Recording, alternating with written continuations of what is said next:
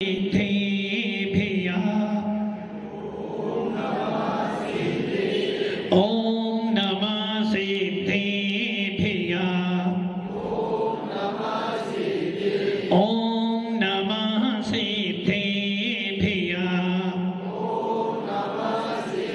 यदर्चा भावेन प्रमुदित मनादरे दुर्यः छनादा सिद्ध सर्गी गण गण समधा सकनिधि लवन्ते सद्भक्त्या शिव सुख समाजं किमुददा महावीर स्वामी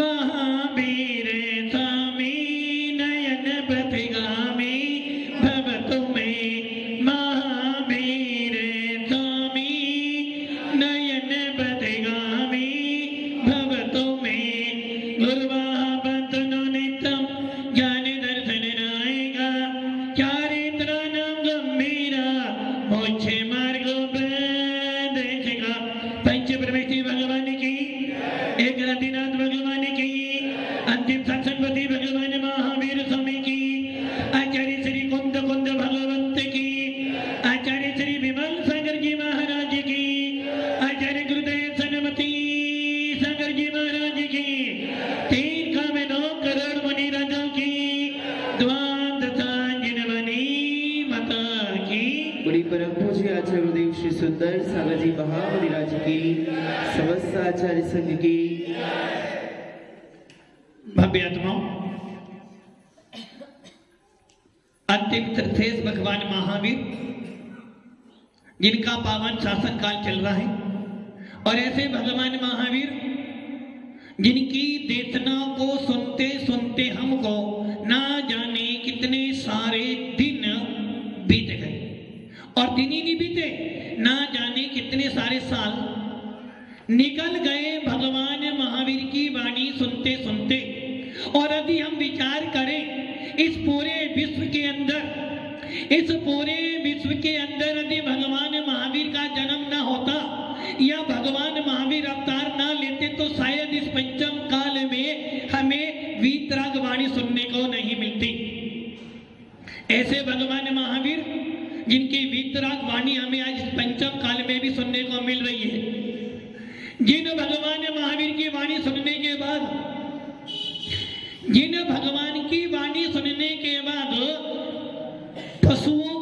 पशुओं पर भी असर पड़ता है। जब हम तीर्थंकर के समोसरण का वर्णन सुनते हैं तो समोसरण के अंदर एक कोठा, पवन जी एक कोठा किनका होता है? एक कोठा नहीं, आपका तो है। एक कोठा पशुओं का भी होता है। समोसरण में 12 कोठे होते हैं और उसमें से एक कोठा पशुओं का भी होता है। आप ये ना सोचना कि भगवान का उपदेश सुनने मात्र मनुष्य जाते हैं।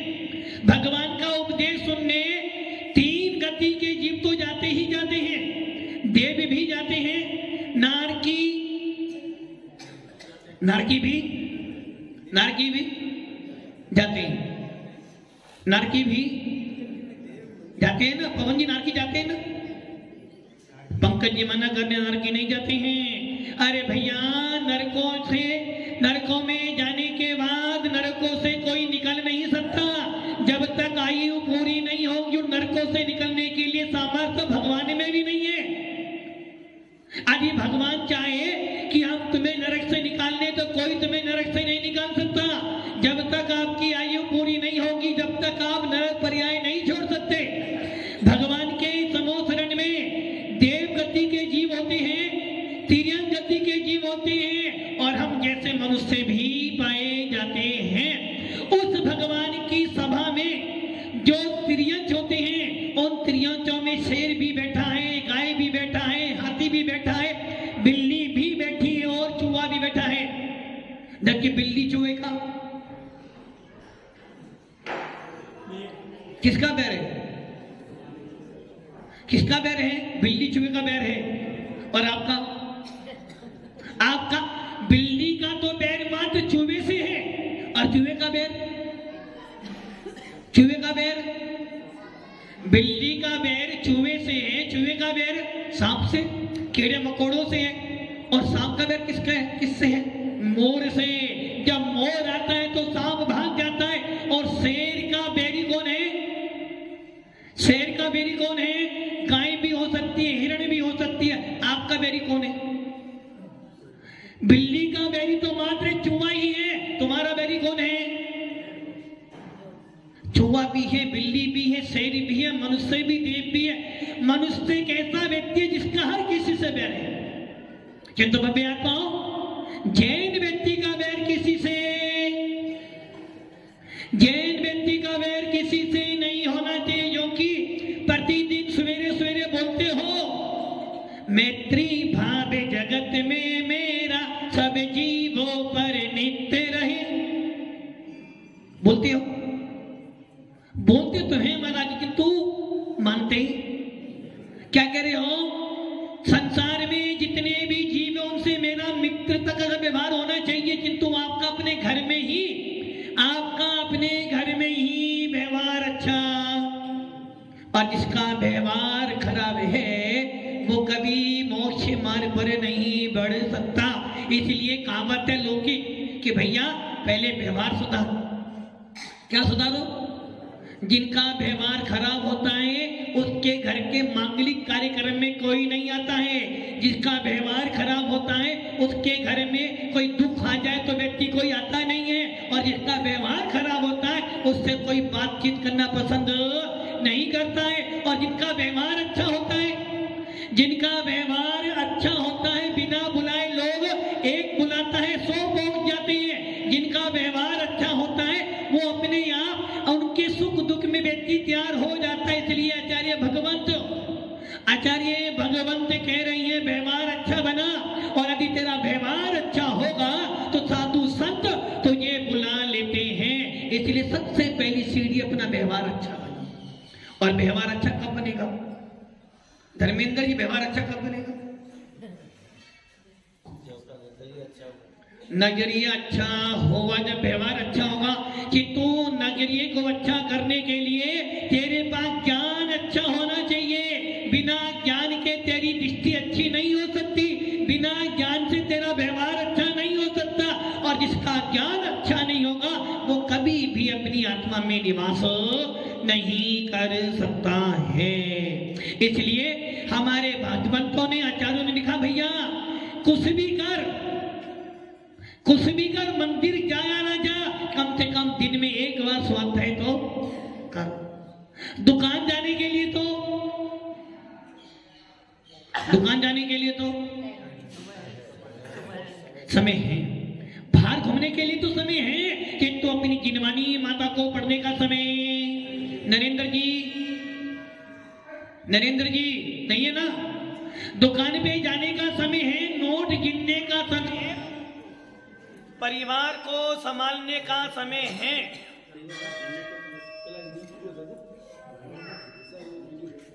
में वो टीवी चलता था ना, टीवी, और जब टीवी में कोई कार्यक्रम आता था बीच में तो कोई गड़बड़ तो जाता था रुकावट के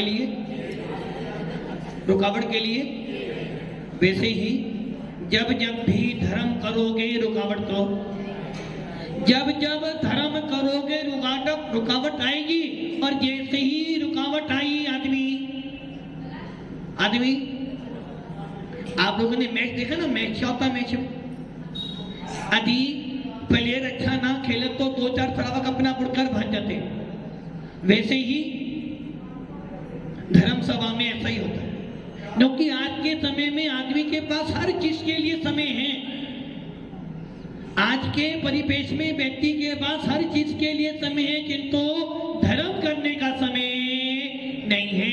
और जब दुख आता है तब सोचता कि चल कहां जाऊं, धर्म करूं, क्यों धर्म करूं, दुख आया है तो धर्म मुझे संभालेगा। किंतु धर्म भी कहता है बेटा जब सुख आया था तूने मुझे छोड़ा था, अब दुख आया तो तुझे मैं भी। अब फिर कहते हो महाराज जी हम इतना सारा स्वाध्याय करते हैं, मुनियों की सेवा करते हैं, मेहमान की भोजन अभिषेक करते हैं, फिर भी हमारे काम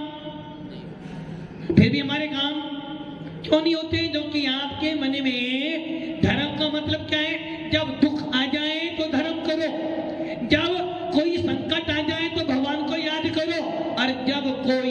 मुसीबत सामने हो तो भगवान की बोली लेकर आपका संकट दूर हो जाएगा। किंतु भव्य आत्माओं, जब जब दुख आता है भगवान तुम्हारे काम में आने वाले नहीं।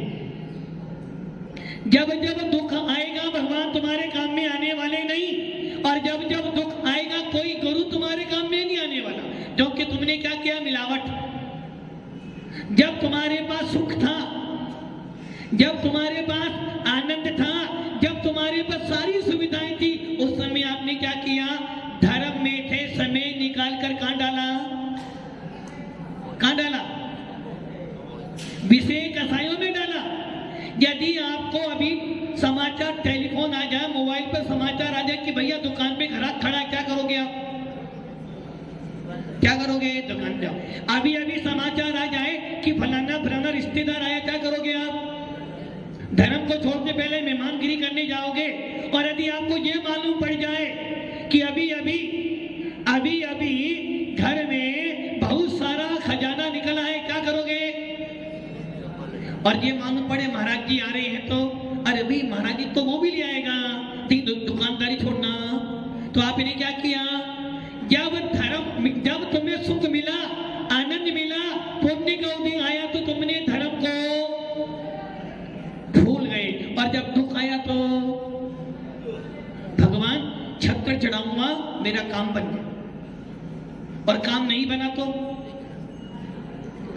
मन में भाव क्या गए?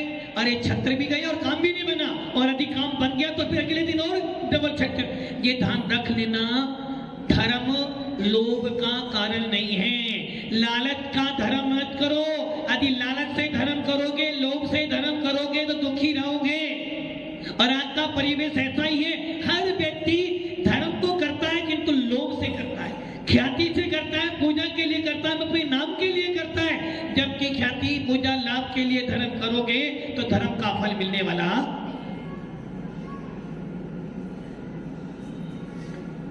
भगवान महावीर की देशना में यही तो है कि भैया धर्म कर, किंतु किससे कर? धर्म करते समय तेरे को ये बोध होना चाहिए कि मेरा कुल कौन सा है, मैं धर्म किस लिए कर रहा हूं? मैं धर्म परिवार के लिए कर रहा हूं। किसके लिए धर्म कर रहे हो? किसके लिए? नहीं, चिंता तो यही है कि हे भगवान मेरा परिवार बढ़े, मेरा परिवार सुखी रहे, दुकान अच्छी चले, और घर में हो माया और दुकान पर हो। ये ध्यान रख लेना, यदि आप धर्म किसी अपेक्षा से करते हो, यदि आप धर्म को व्यापार बनाकर करते हो, यदि धर्म के साथ में छल कपट करोगे तो धर्म भी तुम्हारे साथ में छल कपट ही करेगा। यदि आप देव साथ गुरु के साथ में छल कपट करोगे तो देव साथ गुरु का फल जो मिलेगा वो भी तुम्हें कैसा मिलेगा? कैसा मिलेगा? छल कपट वाला ही मिलेगा। इसलिए जब भी धर्म करो, सुख हो या दुख हो, धर्म जब भी करो आत्मा के स्वभाव के लिए करो। जब भी धर्म करो आत्मा को समझते हुए करो, और जब भी धर्म करो तो भावना यही भाव की ही आत्मा बड़ा पुण्य कर्म का उदय जो मुझे आज इस विश्व के अंदर सच्चे भगवान मिले हैं। 6 डाला नाम सुना होगा ना? 6 डाला का 6 डाला का पहला छंद आता है, 3 भुवन में सार वीतराग विज्ञानता, शिव स्वरूप शिवकार, नमो त्रियोग समार के। 3 भुवन में सार, क्या कह रहे पंडित तुलराम जी? 3 भुवन में सार मतलब इन तीनों लोगों में कौन से 3 लोग हैं? एक परिवार, एक दुकान और एक, ये तो 3 लोग है ना। पहला लोग परिवार, दूसरा लोग दुकान, और तीसरा लोग मकान। 3 लोग हो गए ना। पहला लोग पवन जी परिवार सुखी हो, दूसरा लोग घर में सुख कब आएगा? जब दुकान में माया हो। दुकान में माया बढ़े तो घर में सुख बढ़ेगा, और जब माया सुख बढ़ेगा तो मकान बहुत अच्छा, तो पहला लोक है आपका परिवार, दूसरा लोक है दुकान और तीसरा लोक है दुकान।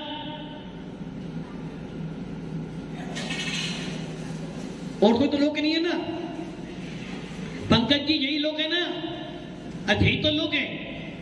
जहां लोग रहते वो लोग होता है, और लोग कहाँ रहते हैं? दुकान पर रहते हैं, घर में रहते हैं और धन में रहते हैं। भव्य आत्माओं, पंडित दौलत राम जी कह रहे हैं तीन भुवन में सारो, तीन भवन। पहला भवन कौन सा है? ऊर्ध्वलोक। दूसरा लोक कौन सा है? मध्य लोक। और तीसरा लोक पाताल लोक। पाताल कहाँ है? पाताल कहां पर है? नीचे है। और नदी बोलते पाताल नीचे है। और स्वर्ग कहां पर है? ऊपर है। और आप लोग कहां पर हो? ना पाताल में हो ना ही। तीन भुवन, तीन लोक, अधोलोक, मध्य लोक और ऊर्ध्व लोक। इन तीनों लोकों में सारभूत वस्तु, तीन लोक मतलब जहां पे लोग रहते हैं उसे लोक कहते हैं, जहां पर लोग रहते हैं उसे लोग कहते हैं। और लोग कहां पे रहते हैं? संसार में। और वो संसार के तीन पार्ट। कितने पार्ट? जो लोग चक्की पीसते हैं, क्या पीसते हैं?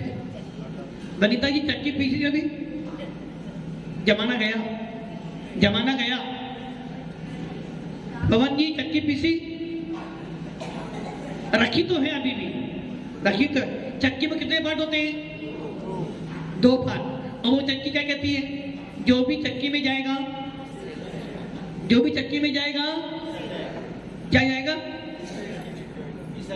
पिसा जाएगा। किसने बोला पिसा जाएगा?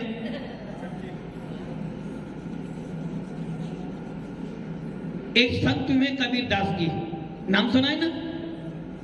कौन से? कबीर दास जी। और उन्हें छंद बनाया था, चलती चक्की देख को दिया कबीरा रोए, 2 पार्टों के बीच में साबित बचाना कोई। और आपके 2 पार्ट कौन से हैं? कभी वो कह रहा है कि 2 पार्ट हैं, चक्की में 2 पार्ट होते हैं, और 2 पार्टों के बीच में जो जो भी जाएगा वो सबके सब क्या करें? पीस जाएगा ना पूरा। वैसे ही भगवान महावीर का शासन कह रहा है तुम्हारे पास 2 ही तो बातें हैं, 2 बात, एक घर और एक घरवाली, श्री और श्रीमती। श्री और श्रीमती। श्री मतलब जो थाली में लिखते हो श्री। श्री मतलब धन, और श्रीमती मतलब घरवाली। मतलब क्या हो गया इसका? भगवान कुंद स्वामी कह रहे हैं, जिस प्रकार वो कभी कह रहा है कि 2 पार्टों के बीच में साबित बचाना कोई। जब 2 पार्टों के बीच में अनाज जाता है तो पूरा का पूरा पिस जाता है, उसका अपना कोई अस्तित्व। वैसे ही कुंद स्वामी अपने समय सार में कह रहे हैं कि जब जब ये व्यक्ति राग और देश के बीच में जाएगा, पिस कर एकदम बर्बाद हो जाएगा। और आप लोग क्या करते हो? कभी राग, कभी आपके मन की हो जाए तो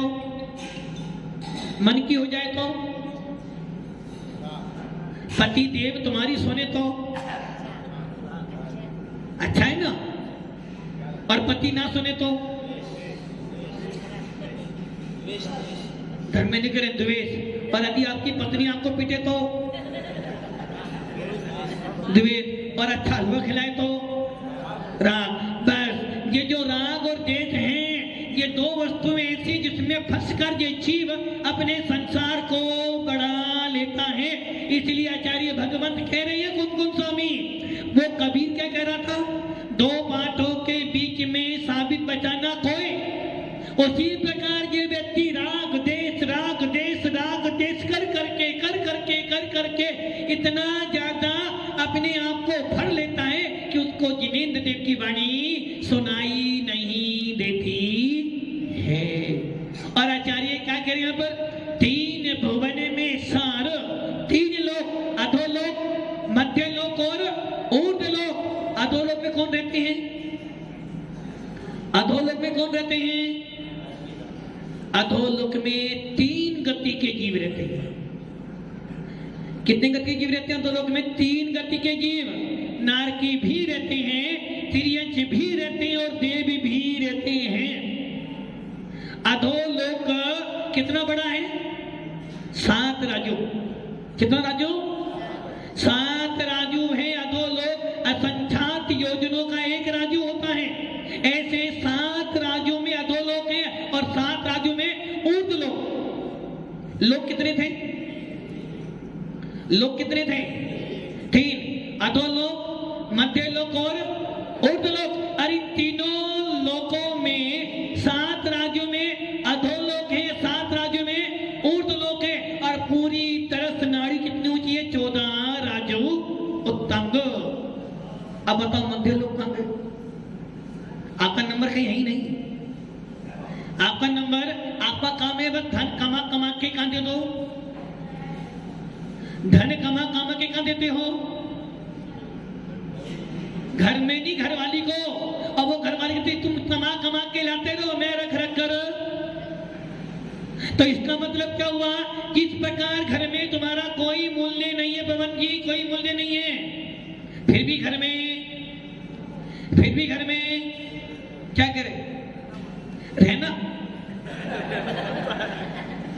जब आप पूजा करते हो, देखिए पंक्ति आती ना, बड़े भाग्य से नर तन पाया जिन, बड़े भाग्य से नर बड़े भाव से नर तन पाया जिनवर, जिनवानी की शरण मिली। देव सात गुरु पूजन करने, श्रावक कुल परी आए मिली। क्या करे हो? बड़े भाग्य से। कितने भाग्य से? बड़े भाग्य से मिला है नर भव, बिना बड़े भाग्य से मिला है जिनवानी का शरण। और देव सा गुरु की पूजा करने का मतलब है देव सा गुरु का सानिध्य पुण्यशाली जीवों को ही मिलता है। पूरे विश्व के अंदर, पूरे भारत के अंदर पुण्यशाली जीव है वो जिनको जिन शासन मिला है पूरे विश्व के अंदर। सच्चा धर्म, सच्चा आप यदि किसी को मिला, वो किनको मिला? किनको मिला? सागड़ वालों को मिला, आपको नहीं मिला। किनको मिला? जैन धर्म को मिला, जयपुर वालों को मिला, जैन को मिला है। आप लोग जैन हो? जैन हो? मुझे तो डाउट हो रहा है। बड़े भाग्य से नर तन पाया जिनवानी की शरण मिली। देव सात गुरु पूजन करने, श्रावक कुल परी आए मिली। अरे भैया पूरे विश्व के अंदर कहीं भी चले जाना, लाल पीला पत्थर तो, लाल पीला पत्थर तो कहीं पर किलोमीटर लिखा है तो कहीं पर भगवान बना है। कहीं पर रास्ता लिखा है तो कहीं पर रास्ता फंसाने वाला मिला है। बड़े भाग्य से मिला है जिन शासन, बड़े भाग्य से मिले हैं वीतरागी भगवान। और बड़े बड़े बड़े पुण्य कर्म के उद्देश्य से मिल गए हैं निर्गत धरो। किनको मिले? किनको मिले? श्रावक को मिले। आपको मिले? अरे ये सारा सानिध्य किनको मिला है? उन जीवों को मिला है जो जीव नमोकार मंत्र पे श्रद्धान करते हैं। ये सारी चीज जिनको मिली है, हम सबको मिली है। और इनको मिलाने का मतलब है कि तुमने कितना पुरुषार्थ किया होगा अपनी लाइफ के अंदर। अपने अपने दिन याद कर लो। जब आप आए थे संसार में, क्या लाए थे? क्या लाए थे? नहीं पता। क्या लाए थे? रजत भैया क्या लेकर आए थे? रजत जी क्या लाए थे? नहीं, मैडम को लाए, दुकान लाए, मकान लाए, गाड़ी लाए, लाड़ी लाए, पैसा लाए, सब लाए। लाए ना? लाड़ी लेकर आए ना? लेके लाड़ी लेकर आए ना? गाड़ी भी है, लाड़ी भी है, गाड़ी है ना? क्या लेकर आए थे आप लोग? क्या लाए? कुछ नहीं लाए। कैसे आए थे? नहीं, खाली हाथ का मुट्ठी बांध कर आए थे ना? मुट्ठी बांध कर आए थे ना? मुट्ठी में क्या लाए थे? मुट्ठी में क्या लाए थे? पवन जी क्या मुट्ठी बांध रहे हो? नहीं, अब तो मुट्ठी खुल गई तुम्हारी। आप जब आए थे क्या लेकर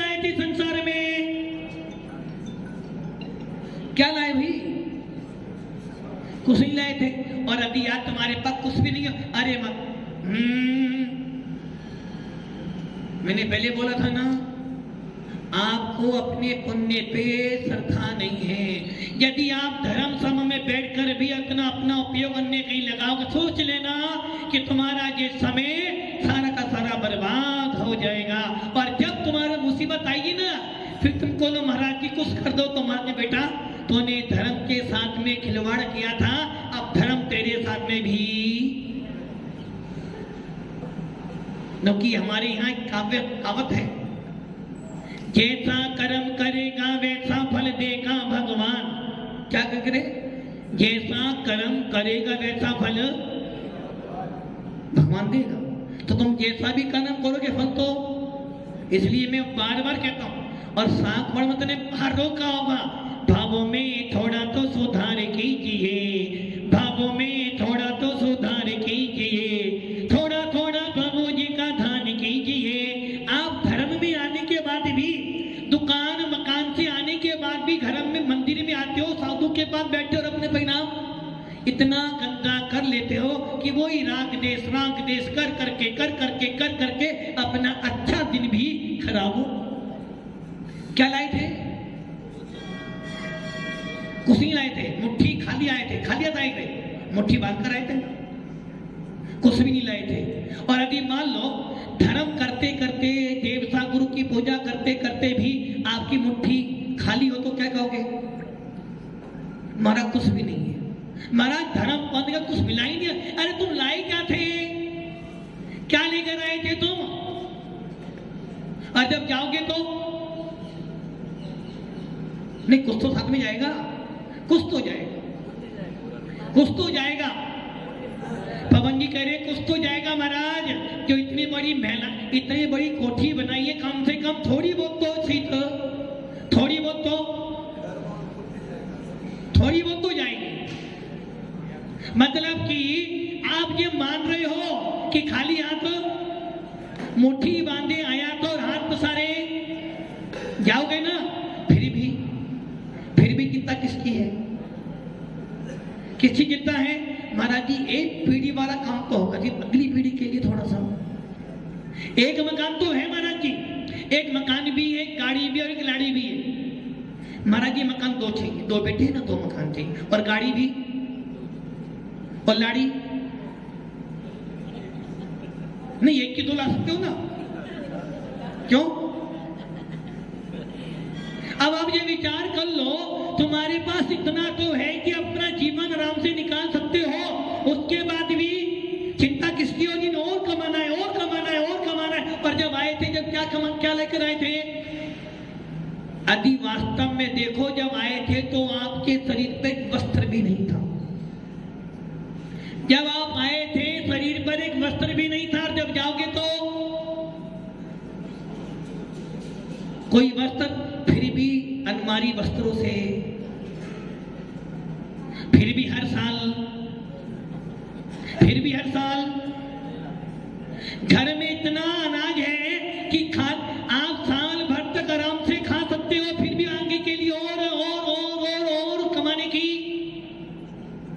बेटा अच्छा काम कर रहा, दुकान अच्छी चल रही है, परिवार अच्छा, उसके बाद भी और चाहिए महाराज जी, और चाहिए। बस इसी राग देश में पढ़ के धर्म को, इसलिए ये छंद बनाया गया, चलती चक्की देख को दिया कबीरा रोए, दो बाटों के बीच में साबित बचाना कोए। और इसीलिए कुंकुम स्वामी कह रहे हैं, जब जब तू राग देश रूपी बातों में फंसेगा, जब जब तू राग देश मोह करेगा, तब तक तेरी आत्मा उस धान की समान पिस जाएगी जिसका अस्तित्व कुछ भी नहीं। अब आपको क्या करना चाहिए? क्या करना चाहिए? बोले महाराज आपकी सारी बात बढ़िया है, मैं मानता हूं मेरा कोई नहीं है, कोई भी आपका कौन नहीं है? कोई देव साथ गुरु आपके कभी भी होने वाले? देव साथ गुरु कभी आपके होने वाले? पंकज जी नहीं होने वाले ना? देव साथ गुरु कभी अभी आपके होने वाले परिवार तो आपका ही रहेगा, क्योंकि तुमने बड़ी मेहनत से कमाया परिवार। मकान महाराज जी मैंने मकान बनाया, मैंने बनाया है। दिव्येश भैया क्या देख रहे हो? अच्छा वो देख रहा शेर बजा, क्या कर देख रहे मोबाइल में? तो देख रहे थे बस।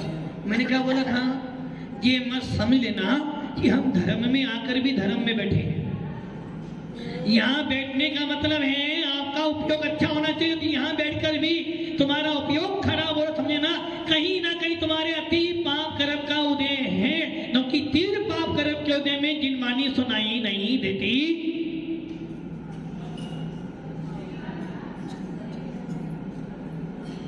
क्या बोल रहा था मैं आपसे?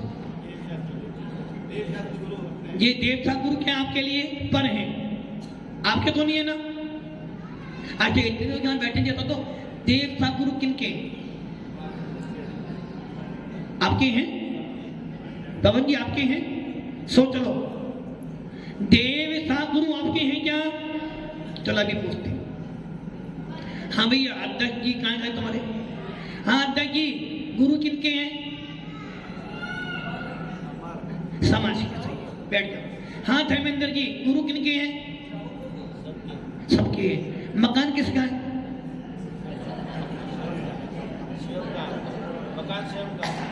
मंदिर किसका है? सबका ना, मंदिर सबका, भगवान सबके, गुरु सबके। पत्नी किसकी है? गाड़ी किसकी है? स्वयं की है। धन किसका है? नरेंद्र जी मकान किसका है? नरेंद्र जी मकान किसका है? हमारा। और गुरु किनके हैं? सबके। तो इसका मतलब क्या हो गया? आपने किसको माना? देव सात गुरु किसके हैं? सबके हैं। और मकान किसका है? मेरा किसका है? मेरा है। और जहां मेरा होता है वहीं पर सुरक्षा की जाती है। पवन जी सागवाड़ा किसका? सबका है। और वो गोवाड़िया किसका है? धनराज किनके हैं? मेरे ही हैं, मुझे ही, क्योंकि मैं उनका बेटा हूं। उसी प्रकार भक्ति आत्मा जब आपके मन में ये भावना आ गई है कि देव सा गुरु किसके? सबके, मेरे नहीं है, बस वहीं पे तुम्हारा द्वेष शुरू हो गया। क्या हो गया? द्वेष। और क्योंकि देव सा गुरु मेरे हैं तो हो गया राग। और आचार्य कौन स्वामी कहते हैं यदि देव सा गुरु से अनुराग करोगे तो द्वेष राग से छूट जाओगे। और यदि धन संपत्ति परिवार से राग करोगे तो दो पाटों के बीच में साबित बचाना कोई। तीन भुवन में सार वीत राग विज्ञानता शिव स्वरूप से विकार नमो त्रियोग समार के। तीन लोग कौन से हो गए? अधोलोक, मध्य लोक और ऊर्ध्वलोक। अधोलोक 7 राज्यों का है, ऊर्ध्वलोक 7 राज्यों का है। और मध्य लोक में कोई अस्तित्व? मध्य लोक का कोई अस्तित्व नहीं है। और आप कहां रहते हो? तो आपका कोई अस्तित्व? अच्छा आपका मूल्य है क्या? आपका मूल्य क्या है? यदि आपके पास गाड़ी नहीं हो, लाड़ी नहीं हो, मकान नहीं हो, धन नहीं हो, तो कोई मूल्य है क्या आपका? आपका मूल्य किससे? महाराज जी बड़ी मेहनत से कमाया, बड़ी मेहनत से मकान बनाया है। और मेरा मकान है, मेरा पिताजी ने कुछ भी दिया था, मैंने बनाया अपने हाथ से। किससे मूल्य तुम्हारा? महाराज जी बड़ा दुखी। क्यों भैया? शादी नहीं हो रही। महाराज बड़ा दुखी, मकान ही नहीं बन पा रहा अभी तक। अरे भैया दुखी हो? क्या लाए और क्या ले जाओगे? फिर भी कुछ लाए नहीं थे, मुट्ठी बांधे आए थे, खाली हाथ जाओगे। और फिर भी चिंता किसकी हो रही है? मेरे पे मकान नहीं है, मेरे पे गाड़ी नहीं है, मेरे पे धन नहीं है। अरे दिगंबर साधु से तो पूछो वो क्या लाए थे और क्या ले जाएंगे। अरे भव्य आत्माओं, यदि वास्तव में जिन शासन के आई हो तो कम से कम अपने हृदय में ये भावना रख लो कि देव सा गुरु की भक्ति सेवा से मेरी आत्मा में भेद विज्ञान उत्पन्न होना चाहिए। जिन शासन को मुझे मिला है, यदि वीतराग शासन मिला है तो मेरे अंदर भेद विज्ञान की ललक होनी चाहिए। यदि मुझे जिन शासन मिला है तो मेरा नंबर सिद्धों की श्रेणी में तो आना। और आपने क्या कर लिया है? देव सा गुरु को पर कर दिया। पर है, मेरे नहीं है। देव सा गुरु किसके हैं? मेरे तो नहीं है, समाज के। और जो वस्तु समाज की होती है उसका कोई स्वामी, आपके मंदिर का स्वामी कौन है? कौन? समाज ही है ना। और समाज का निर्णय तो, और घर का मालिक मैं, निर्णय कौन करेगा वहां का? पवन जी, आपके घर का निर्णय कौन करेगा? मैं स्वयं करूंगा। और देव सात गुरु का निर्णय कौन करेगा? समाज करेगी। मतलब कि जिस घर की कोई औकात नहीं है, जिस घर में पुद्गल बसा हुआ, उसकी कीमत तो आप करोगे, उसका निर्णय आप करोगे। और जो देवता गुरु तीन लोक में सबसे बड़े, उनका निर्णय समाज करेगी। कितनी ज्यादा बेटुमा हो रही है। मतलब कि देवता गुरु से ज्यादा मूल्य किसका है? किसका? बाप बड़ा ना भैया। बस यही आपकी गड़बड़ी हो रही है। भैया इस गड़बड़ी को सुधारो और अपनी लाइफ के अंदर, अपने जीवन में देवता गुरु को वो स्थान दो जो स्थान आप अपने माता पिता को, अपने धन को, अपनी पत्नी को, अपने बच्चों को देते हो। जिस प्रकार का स्नेह, जिस प्रकार का प्रेम आप अपने परिवार को रखते हो, वैसा प्रेम, वैसी श्रद्धा इन देवता गुरु के प्रति रखोगे तो इस आत्मा के अंदर भगवान आत्मा दिखाई देगी। ओम नमः सिद्धि।